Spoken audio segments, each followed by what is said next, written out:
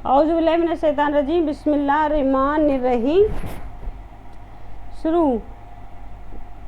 बिस्मिल्लाहिल्लज़ी ला यदुर्रु मअ इस्मिही शैउन फ़िल अर्ज़ि वला फ़िस समाइ वहुवस समीउल अलीम। ये छोटी सी दुआ है, सुबह शाम पढ़ने की, नमाज फ़र्ज़ के बाद और मगरिब के बाद। और अल्लाह से दुआ, इस दुआ का तर्जुमा ये शुरू करता हूँ अल्लाह के नाम से, जिसके नाम की बरकत ज़मीन व आसमान की कोई चीज़ नुकसान नहीं पहुँचा सकती। जिसके नाम से ज़मीन व आसमान की कोई भी चीज़ नुकसान नहीं पहुँचा सकती। तो सूद के बारे में जान लेते हैं। जो सूद खाते हैं उनका क्या अंजाम होने वाला है। चलिए, कुरान में अल्लाह ताला फरमाता है, जो लोग सूद खाते हैं कल क़यामत के दिन कब्रों से इस तरह उठेंगे जैसे किसी को जिन्न और भूत से लपट कर पागल बना दिया गया हो। जिन्न भूत से लपेट कर जैसे किसी को पागल बना दिया गया हो, उस तरह से वो क़यामत के दिन उठेंगे कब्रों से। तो दुनिया के बारे में, दुनिया पर राज़ी होना, यानी जो लोग दुनिया पर राज़ी हो गए, जो भी होगा दुनिया में, जो भी होगा आखिर वहाँ पे मरने के बाद वो देखा जाएगा। दुनिया पर राज़ी होना। चलिए देखते हैं। कुरान में अल्लाह ताला फरमाते हैं, क्या तुम लोग आखिरत की ज़िंदगी के मुकाबले में दुनिया की ज़िंदगी पर राज़ी हो गए। मतलब अल्लाह ताला फरमाता है कुरान में, क्या आखिरत की ज़िंदगी से, मतलब ज़िंदगी के मुकाबले आप लोग दुनिया की ज़िंदगी में ही मतलब खुश हो गए, राज़ी हो गए। दुनिया का माल व दमा तो आखिरत के मुकाबले में कुछ भी नहीं। दुनिया का माल, जो भी सुख सुविधा आपके पास है, वो आखिरत के मुकाबले में कुछ भी नहीं। इसलिए किसी इंसान के लिए मुनासिब नहीं है कि वो आखिरत को भूल कर ज़िंदगी गुजारे। दुनिया के थोड़े से सामान के लिए, मतलब दुनिया की थोड़े से सामान के लिए वो आखिरत को भूल जाता है। मुलायम गद्दों पे सोना और अपने आप में मतलब भूल जाता है आखिरत में कि मुझे इस दुनिया से एक दिन जाना भी है और मुझे मरना भी है, मौत का अजाब भी भुगतना है और कब्र का अजाब भी भुगतना है। लेकिन वो दुनिया में ही राज़ी हो जाता है, जो होगा देखा जाएगा। तो इसलिए किसी इंसान के लिए मुनासिब नहीं है कि वो आखिरत को भूल कर ज़िंदगी गुजारे।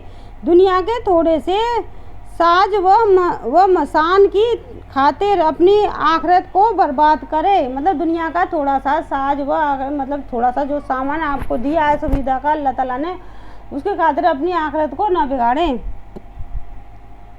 मुर्दा की हालत को जानते हैं। आखिरत के बारे में मुर्दा की हालत, रसूल सल्लल्लाहु अलैहि वसल्लम ने फरमाया, जब मुर्दा को लोग उठाकर चलते हैं तो अगर वो नेक होता है तो वो कहता है मुझे जल्दी आगे बढ़ाओ, और अगर वो बुरा होता है तो वो कहता है अरे मेरी हलाकत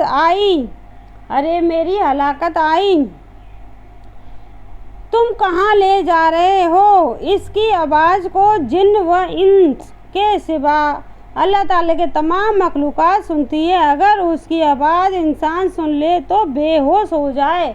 अगर इंसान उस मुर्दे की आवाज़ को सुन ले तो उसी वक्त बेहोश हो जाए। इंसान और जिन के अलावा उसकी आवाज़ को सब सुनते हैं, जितने परिंदे हैं, कुत्ते, जो भी हैं जानवर, सारे उसकी आवाज़ को सुनते हैं। जब वो चीखता है, जब उसे मुर्दे को जब उठा कर चलते हैं तो वो बहुत ज़ोरों से चीखता है। अगर उसकी आवाज़ को इंसान सुन ले तो उसी वक्त बेहोश हो जाए।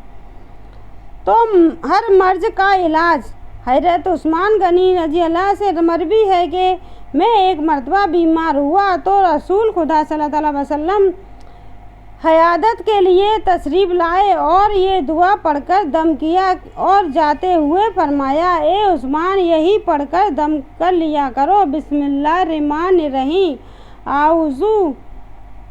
आउज़ु बिका बिल्लाहिल अहदिस समदिल लज़ी लम यलिद वलम यूलद वलम यकुल लहू कुफुवन अहद, मिन शर्रि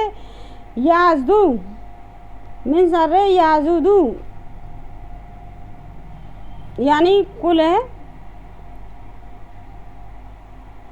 नबी सल्लल्लाहु अलैहि वसल्लम की नसीहत। रसूल सल्लल्लाहु अलैहि वसल्लम ने फरमाया, लोगों को दीन सिखाओ। रसूल सल्लल्लाहु अलैहि वसल्लम ने फरमाया, लोगों को दीन सिखाओ और खुशखबरी बयान सुनाओ और सवारियां पैदा न करो।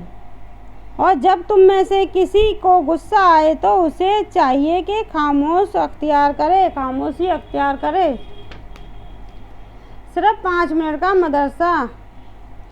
फरिश्ते अल्लाह की मखलूक हैं, फरिश्ते अल्लाह की मखलूक हैं। चलिए सुनते हैं। फरिश्ते अल्लाह ताला की मखलूक हैं जो नूर से पैदा हुए हैं। फरिश्ते अल्लाह की मखलूक हैं जो नूर से पैदा हुए हैं और हमारी नज़रों से गायब हैं, कभी अल्लाह की नाफरमानी नहीं करते। अल्लाह ताला ने उनको मुख्तलिफ कामों पर लगा रखा है और वो हर वक्त इन्हीं कामों में लगे रहते हैं। अल्लाह ने उन्हें मुख्तलिफ कामों में लगा रखा है और वो हर वक्त इसी कामों में लगे रहते हैं, इसी कामों में लगे रहते हैं। फरिश्ते बेशुमार हैं, फरिश्ते बेशुमार हैं, इनकी तादाद अल्लाह ताला ही को मालूम है। फरिश्ते इतने बेशुमार हैं, सही तादाद अल्लाह ताला को ही मालूम है। 4 फरिश्ते मशहूर और मकरूब हैं। हजरत जबरील जो अल्लाह की किताब में और अहकामात पैगंबरों के पास लाते हैं, और हजरत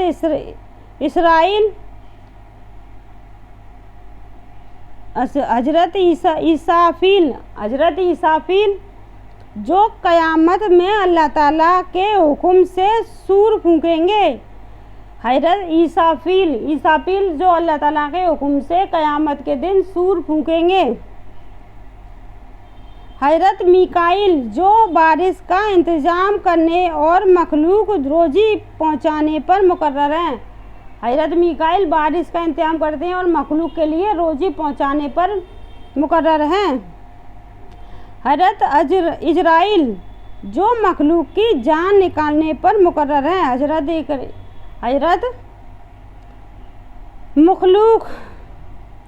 हजरत इजराइल जो मखलूक की जान निकालने पर मुकर्रर हैं। इसी तरह इनके अलावा भी बहुत सारे फरिश्ते हैं जो अल्लाह की हमद व सना इसके पाकी बयान करने में लगे रहते हैं। जो बहुत सारे फरिश्ते हैं जिनकी तादाद सिर्फ अल्लाह को पता है। वो अल्लाह की मतलब अल्लाह को याद करते हैं, हमदो सना पढ़ते रहते हैं और पाकी बयान करते रहते हैं। दूध के बारे में अल्लाह ताला ने लोगों को ग़ज़ा के लिए दूध का इंतज़ाम फरमाया और उसके लिए गाय, भैंस, ऊँट, बकरी जैसे जानवर पैदा किए जो अपने बच्चों को भी दूध पिलाते हैं और इंसानों के लिए दूध और ग़ज़ाई ज़रूरत को भी पूरा करते हैं। गौर फरमाए तमाम चौपाए एक ही तरह के घास खाते हैं। तमाम जितने भी चौपाई यानी जानवर हैं तमाम वो एक ही तरह की घास खाते हैं, मगर उन जानवरों के गोबर और खून की दरमियान से साफ सुथरा और अज़ा से भरी पूरी सफ़ेद दूध की निकलता है। मतलब वो एक जैसा घास फूस खाते हैं फिर भी उनके और साफ सुथरा सफ़ेद दूध निकलता है। और यकीनन इंसानों के लिए लजीज और पाक साफ दूध का इंतज़ाम करना अल्लाह की कुदरत और उसकी अजीब कारीगरी है। बेशक एक फ़र्ज के बारे में गुस्ल में पूरी बदन पर पानी बहाना। गुस्ल के बारे में गुस्ल पर पूरे बदन पर पानी बहाना। रसूलुल्लाह सल्लल्लाहु अलैहि वसल्लम ने फरमाया, जिस्म के हर बाल के नीचे नापाकी होती है। जिस्म में आपके जितने भी बाल हैं उसके हर बाल के नीचे नापाकी होती है, इसलिए लिहाजा तुम बालों को धो और बदन को अच्छी तरह साफ करो। बालों को भी धो लो और बदन को अच्छी तरह साफ करो। फ़ायदा गुस्ल में पूरे बदन पर पानी का पहुंचाना फ़र्ज है, इसलिए कि हजूर सर के बालों और दाढ़ी वगैरह के जड़ें पानी पहुंचाते। हजूर सर के बालों में और दाढ़ी वगैरह की जड़ों तक पानी पहुंचा लेते थे ताकि कोई भी जर्रा बराबर भी सूखी जगह ना रह जाए। और औरतों को अपने बाल खोलकर गुस्ल करना चाहिए। अगर औरतों को अपने बाल खोलकर गुस्ल करना चाहिए यानी बाल खोलकर धो लेने चाहिए शैम्पू साबुन वगैरह से। अगर नहीं है तो वैसे ही सादा पानी से धो सकते हैं। पानी बालों को जड़ों तक पहुंचाया जाए। सिर्फ मकसद ये है पानी जड़ों तक पहुंच जाए, बाकी आप पे जो सुविधा हो वो वैसे कर सकते हो। वजू में दाढ़ी का खलाल करना। हजरत अनस बयान करते हैं कि रसूल खुदा सल्लल्लाहु अलैहि वसल्लम जब वजू फरमाते तो हथेली में पानी लेते, इसे ठोड़ी के नीचे दाखिल करते हुए उंगलियों से दाढ़ी का हलाल करते और फरमाते इसी तरह मेरे रब ने हुक्म दिया है। मतलब फरमाते इसी तरह मेरे रब ने हुक्म दिया है, आप भी इसी तरह सब जैसे हमारे नबी ने किया था वैसे ही करें। इसीलिए हज़रत अनस बयान करते हैं कि रसूल सल्लल्लाहु अलैहि वसल्लम जब वजू फरमाते तो हथेली पानी में लेते, हथेली में पानी लेते इसे ठोड़ी के नीचे, मतलब ऐसा करके पानी हो लेते और ठोड़ी के नीचे ऐसे कर करके उसे पानी को पहुंचा लेते थे वजू करते समय। ठोड़ी के नीचे दाखिल करते हुए उंगलियों से, फिर उंगलियों से ऐसे करके मसा करते थे। दाढ़ी का खलाल करते और फरमाते इसी तरह मेरे रब ने हुक्म दिया। मतलब पहले पानी भरो, ऐसे कर गीला करो, फिर उंगलियों से ऐसे कर करके जाके कोई जड़ न रह जाए सूखी। दो मजबूत कलमे मतलब वजन में भारी और पढ़ने में हल्के। रसूल सल्लल्लाहु अलैहि वसल्लम ने फरमाया 2 कलमे ऐसे हैं जो जमान पर बड़े हल्के फुल्के हैं मगर एमाल के तराजू में बड़ा वजन है। अल्लाह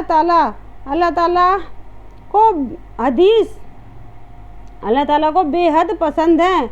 वो 2 कलमे ये हैं सुभान अल्लाह व बिहम्दिही सुभान अल्लाहिल अज़ीम, सुभान अल्लाह व बिहम्दिही सुभान अल्लाहिल अज़ीम।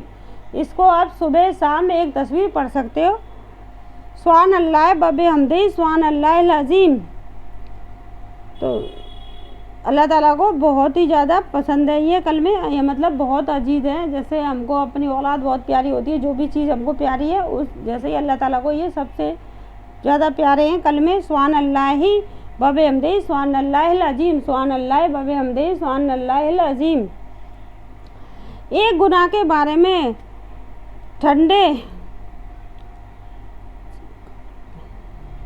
टखनों से नीचे कपड़ा, जो टखनों से नीचे कपड़े पहनते हैं उनके बारे में रसूल सल्लल्लाहु अलैहि वसल्लम ने फरमाया जिसने अपना तहमद तकब्बुर के तौर पर ज़मीन पर घसीटा, मतलब जिसने अपना तहमद इतना नीचे बांधा कि ज़मीन से घिस रहा तकब्बुर तौर पर कि मेरे पैर ना दिखे, तकब्बुर हो गया कि मैं अच्छा नहीं लगूंगा, मेरे पैर दिखेंगे, तो उसने इतना उसको तहमद को नीचे घिसड़ दिया कि वो ज़मीन को झाड़ता हुआ चल रहा है। तो ऐसे आदमी को दो जग में रौंदा जाएगा, 2 जग में ऐसे आदमी को 2 जग में रौंदा जाएगा, क्योंकि अल्लाह ताला ने बताया टखने से ऊंचा कपड़ा होना चाहिए। तो वो अपनी मर्जी से ज़मीन में घसीट रहा है, इसलिए उसे 2 जग में रौंदा जाएगा। तो आखिरत के अमल से दुनिया वो हासिल करना, मतलब इसका मकसद सुनना यही है कि हमें अपने अल्लाह ने जो बताया हमारे नबी को हमें बताने के लिए जो भेजा था, जो हम नबी ने हमें बताया उसी पे हमें चलना चाहिए ताकि हमें कोई गुनाह ना हो और अल्लाह ताला हमें अपने नज़दीक पाए उन प्यारे बंदों में जिसे अल्लाह ताला सबसे ज़्यादा प्यार करते हैं, उन्हीं में हमें शामिल करें। तो हम अपने नबी की बताई हुई सुन्नतों पर चलना हमारे लिए आसान हो और हम उन सुन्नतों पर चलें। तो दुनिया के बारे में आखिरत के अमल से दुनिया हासिल करना। रसूल सल्लल्लाहु अलैहि वसल्लम ने फरमाया जो शख्स आखिरत के किसी अमल से दुनिया चाहता है, मतलब जिसने दुनिया में जो काम किया और वो दुनिया में ही अमल चाहता है तो उसके चेहरे पर फटकार होती है, दुनिया में, मतलब तारीफ मिल गई उसको, उसने जो भी किया था दुनिया में तारीफ मिल गई उसको। अल्लाह ताला के यहाँ कुछ भी अजर नहीं है, जैसे कुछ भी किया तो उसे दुनिया में जो तारीफ मिल गई उसके यहाँ अल्लाह के यहाँ कोई अजर नहीं है। तो दो जग में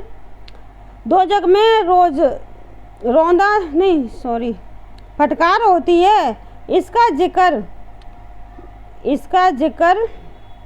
मिटा दिया जाता है और उसका नाम 2 जग में लिख दिया जाता है। जिस इंसान ने जो भी किया उसकी दुनिया में तारीफ हो गई तो उसका जिक्र उस रजिस्टर में से मिटा दिया जाता है और उसका जिक्र मतलब 2 जग में नाम लिख दिया जाता है।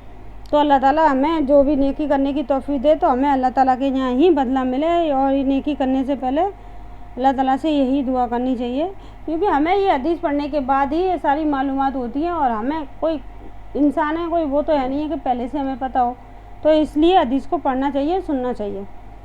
मुसलमानों से जन्नतों का वायदा, आखिरत के बारे में मुसलमानों से जन्नत का वायदा। कुरान में अल्लाह ताला फरमाते हैं कि अल्लाह ताला ने मुसलमानों को और मर्द और मुसलमान औरतों से ऐसे बागों का वायदा कर रखा है जिनसे नीचे नहरें बह रही होंगी। ये लोग हमेशा इन बागों में रहेंगे। और ऐसे उम्दा मकानों का वायदा फरमाया जो हमेशा रहने वाले बागों में होंगे। अल्लाह ताला ने जो वादा किया है उसे पूरा करेंगे।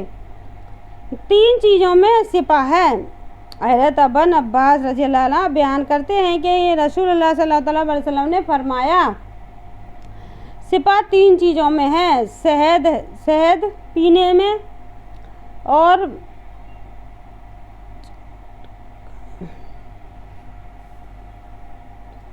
पछना लगाने में और आग से दागने में। और मैं अपनी उम्मत से मना करता हूँ कि दागने से बचना चाहिए। हज़रत सल्लल्लाहु अलैहि वसल्लम ने बताया कि दागने से बचना चाहिए। जो लोग मतलब जला के जो खून निकाला जाता है जगह जगह काट के, उससे बचना चाहिए। लिहाजा दाग कर इलाज कराने से बचना चाहिए। दाग कर जो इलाज कराते हैं जगह जगह से, उससे बचना चाहिए, हज़रत सल्लल्लाहु अलैहि वसल्लम ने बताया। तो कुरान की नसीहत, कुरान में अल्लाह ताला फरमाते हैं, ए ईमान वालो, अल्लाह से डरते रहो और सीधी सच्ची बात कहकर अल्लाह ताला तुम्हारे नेक अमाल को कबूल करेगा और तुम्हारे गुनाह माफ़ कर देगा। और जो कोई अल्लाह और उसके रसूल की अताअत करेगा वो बड़ी कामयाबी को पहुँचेगा।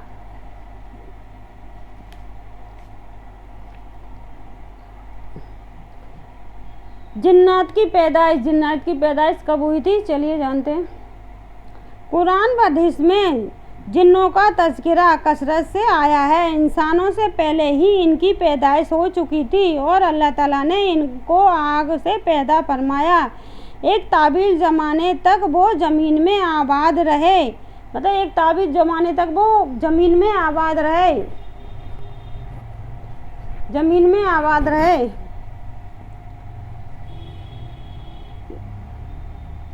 इन्होंने फसाद मचाना और खून बहाना शुरू कर दिया। मतलब ज़मीन में ही रहते बहुत दिनों तक। इंसानों को तो बाद में लाया गया था, पहले इन्हीं को जिन्नातों को पैदा किया गया था। तो ज़मीन में इन्हें फसाद फैलाना शुरू कर दिया, खूंखार बन गए थे। तो फसाद पहुंचाना और खून बहाना शुरू किया था। इन्होंने फसाद फैलाना, खून बहाना शुरू किया। तो अल्लाह ताला ने फरिश्तों को जरिए इन्हें समुंदर के झाड़ियों और दरबाज पहाड़ों के तरफ भगा दिया। यानी अल्लाह ताला ने फरिश्तों के जरिए इन्हें झाड़ियों के पीछे, पहाड़ों के पीछे भगा दिया। इब्लीस भी जिन्नात में से था, लेकिन कसरत से इबादत की वजह से फरिश्तों का सरदार बना दिया गया था। लेकिन जब अल्लाह ताला ने हज़रत आदम अलैहिस्सलाम के सामने सजदा करने का हुक्म दिया तो उसने तकब्बुर किया और सजदा करने से इनकार कर दिया। चुनांचे अल्लाह ताला ने धखार कर उसको दुनिया में भेज दिया और उससे तमाम नेमतें छीन ली। इस तरह तकब्बुर करने से हमेशा के लिए जलील व रुस्वार कर दिया। हजूर सल्लल्लाहु अलैहि वसल्लम दुनिया में इंसान को जन्नत दोनों की हिदायत व रवानाई के लिए भेजे गए थे। चुनांचा हदीस में जिन्नों को इस्लाम की दावत देने का जरिया जिक्र मौजूद है और कुरान व करीम में जिन्नात की एक जमात के ईमान लाने का भी तज़किरा मौजूद है। आप सल्लल्लाहु अलैहि वसल्लम का सीना चाक कर दिया था। उसमें चाक किया जाना मतलब हजूर सल्लल्लाहु अलैहि वसल्लम का सीना चाक कर दिया। चलो सुनते हैं। हैरत अनस फरमाते हैं कि बचपन में हजूर रसूल सल्लल्लाहु अलैहि वसल्लम बचपन के साथ खेल रहे थे बच्चों के साथ खेल रहे थे। तो इतने में हजरत जबरील अलैहिस्सलाम आए और आपने सल्लल्लाहु अलैहि वसल्लम को पकड़कर ज़मीन में लेटा दिया। फिर आप सल्लल्लाहु अलैहि वसल्लम के सीने को चाक करके दिल निकाला और फिर दिल में से खून एक लोटा इनका निकाला और फरमाया ये शैतान का हिस्सा है। फिर दिल को सोने की तसरी में रख कर जमजम के पानी से धोया और फिर दिल को बंद करके उसकी जगह वापस रख दिया। अनस फरमाते हैं कि आप सल्लल्लाहु अलैहि वसल्लम के सीने पर उन नाखूनों का असर भी देखता है। वो बचपन में उनको लिटाया और सीने को चाक किया और उसको निकाल दिया उनके दिल को, तो उसमें से एक लोटा भर के खून निकाला क्योंकि वो शैतान का हिस्सा था, तो उसे निकाल लिया गया ताकि शैतान का हिस्सा हजूर सल्लल्लाहु अलैहि वसल्लम के पास ना रहे। तो उसे जमजम के पानी से साफ धो के वहीं की वहीं रख दिया गया था। नमाज छूटने पर वायदा। नमाज छूटने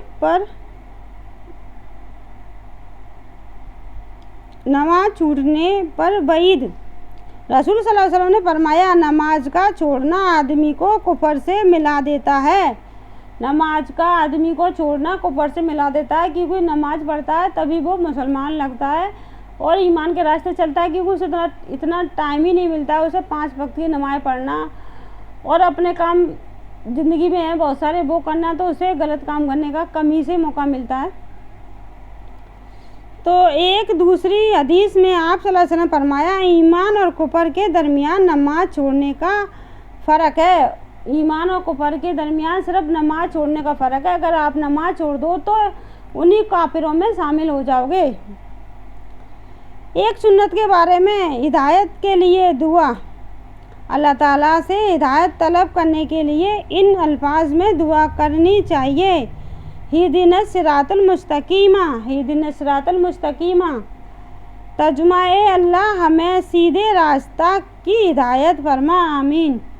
नमाज के बाद तस्बीह, यानी नमाज के बाद 2 तस्बीह पढ़ी जाती हैं, उनके बारे में रसूल सल्लल्लाहु अलैहि वसल्लम ने फरमाया जो शख्स हर नमाज के बाद 33 मरतबा सुभान अल्लाह, 33 मरतबा अल्हम्दुलिल्लाह और 34 मरतबा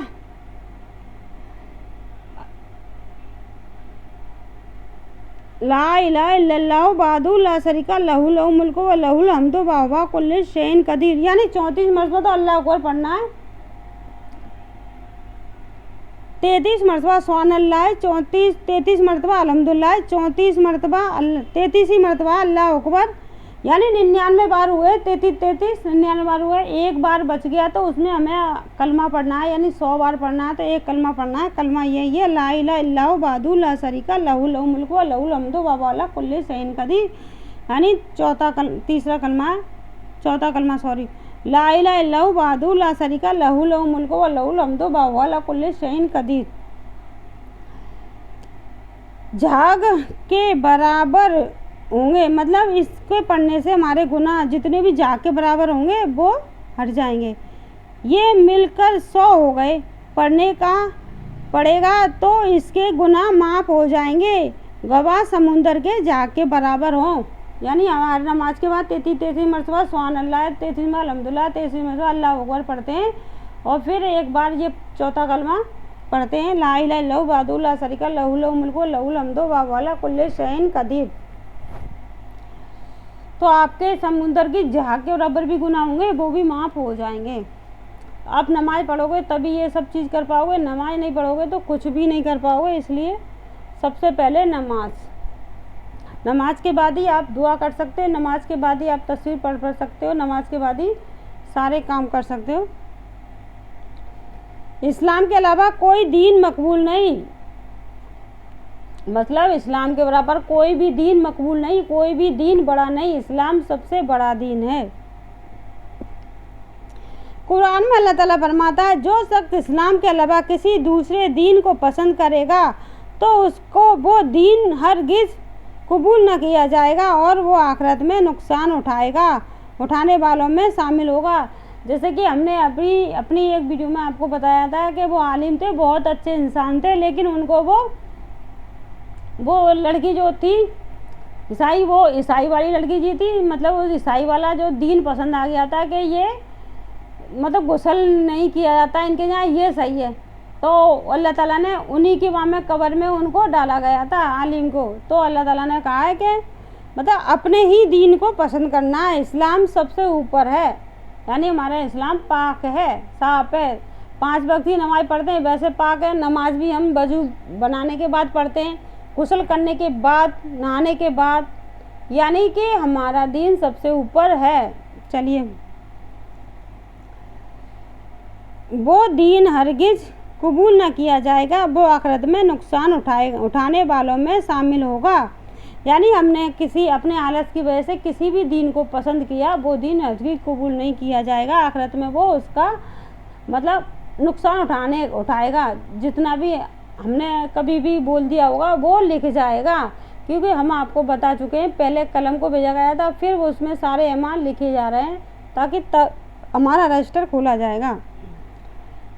तो काफिरों के माल से ताजीब न करना, काफिरों के माल से ताजीब न करना, यानी कुरान में अल्लाह ताला फरमाता है तुम इन काफिरों के माल और औलाद से ताज्जुब में मत पड़ना, क्योंकि ये अल्लाह ताला दुनिया की ज़िंदगी में इन काफिरों को अजाब में मुब्तला करना चाहता है, और जब इनके जान निकलेगी तो कुफर की हालत में मरेंगे।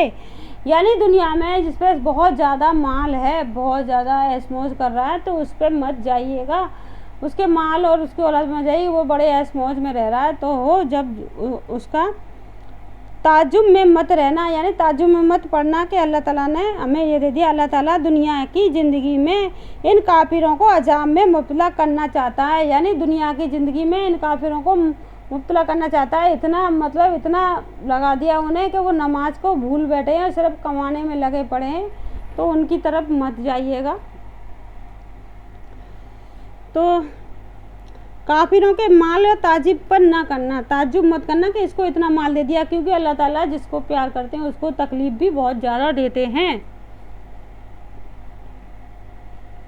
कब्र के 3 सवाल। एक मरतबा रसूल सल्लल्लाहु अलैहि वसल्लम ने फरमाया, मूमन बंदा जब कब्र में पहुंचता है तो उसके पास 2 फरिश्ते आते हैं और उस बैठाते हैं, फिर उससे पूछते हैं कि तेरा रब कौन है? वो कहता है मेरा रब अल्लाह है। फिर वो पूछते हैं तेरा दीन क्या है? वो कहता है मेरा दीन इस्लाम है। फिर पूछते हैं तुम्हारे नबी कौन है? वो कहता है मोहम्मद सल्लल्लाहु अलैहि वसल्लम। तब भी नबी से इलाज, यानी नबी की उन चीज़ों से इलाज, चूंधेपन का इलाज। रसूल सल्लल्लाहु अलैहि वसल्लम ने फरमाया, खनी मुन की कसम में से है और उसका पानी आँख के लिए सिपा है। खजूर जन्नत की खजूर है, अजूबा खजूर जन्नत की खजूर है, यानी अजूबा खजूर जो है मक्के मदीने में वो जन्नत की खजूर है। जन्नत की खजूर में से एक खजूर है अजूबा खजूर, जो सबसे महंगी मिलती है मक्का मदीने में खजूर है, और इसमें जहर से सिपा है, यानी इस खजूर को आप सुबह खा लेते हो तो आपको कोई जहर भी दे देगा तो भी सिपा है। हज़रत अबू हुरैरा रज़ी अल्लाह फरमाते हैं कि मैंने 3 या 5 या 7 खजूर गुठलियाँ ली और पानी निचोड़ कर एक चन्नी बांधी की आँख में डाला तो वो अच्छी हो गई। यानी 3-4 गुठलियाँ ली और उसका पानी निचोड़ लिया तो वो अच्छी हो गई। मतलब जो गुठलियाँ कच्ची होती हैं उसकी अजूबा खजूर की, उसको लेके उन्होंने ऐसा करके निचोड़ के उसका पानी निकाला और आँख में डाल दिया। रसूल सल्लल्लाहु अलैहि वसल्लम ने फरमाया, जब तुम में से किसी के हाथ से लुकमा गिर जाए तो उसे उठा ले और साफ करके खा ले, शैतान के लिए उससे ना छोड़ने। मतलब हाथ में से गिरे तो उसे साफ करके खा लेना है, लेकिन मुंह में से गिरे तो उसे नहीं खाना है। तो खा ले, खाने के बाद जब तक उंगलियां को ना झाड़ ले, हाथ को रुमाल से ना पूछें, इसलिए कि मालूम नहीं कि किस दाने में बरकत है। जब तक आप उस हाथ को खाना खाने के बाद ऐसे करके उंगलियों को 4-5 को ना चाट लें, तब तक आप किसी भी रुमाल से और या पानी से ना धोएं। पता नहीं कौन सा दाना आपके में दाने में छिपा है जो आपको बरकत देगा, यानी मोहताज ना होने देगा किसी का।